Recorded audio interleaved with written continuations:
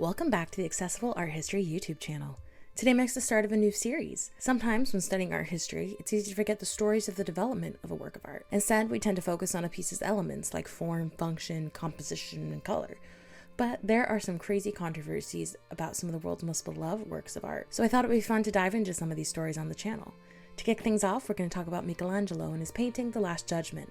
So to learn more, keep on watching. Before we get started with the controversy, however, we need to talk about the history of the painting. It was commissioned by Pope Clement VII in 1534, decades after Michelangelo completed the Sistine Chapel ceiling. The Pope wanted another painting by the great master to decorate the altar. Sadly, Clement died shortly after the commission and didn't get to see the final product.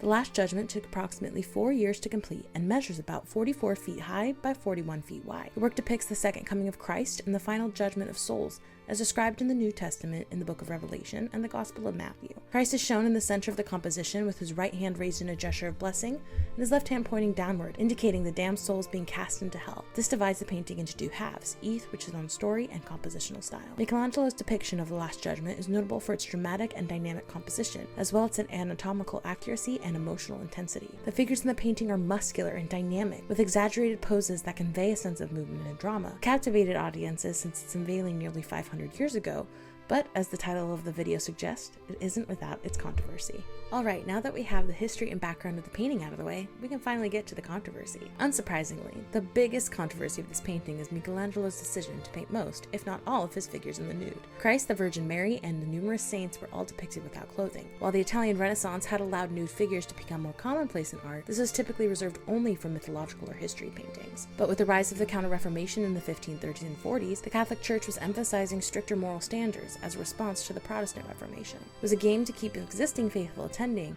and persuade those who had left to once again return to the fold. In the decades following its completion, The Last Judgment faced censorship efforts. In the mid-16th century, artist Daniele del Votero was commissioned to paint over some of the nudity in the painting, covering genitalia of some of the figures with loincloths and dresses. This intervention was known as the, quote, Fig Leaf Campaign and was carried out in response to the Council of Trent's decree on religious art. While the reasoning can be understood, especially for the time period, it sparks a lot of questions. What was so controversial about nudity? Do we need clothes in the afterlife?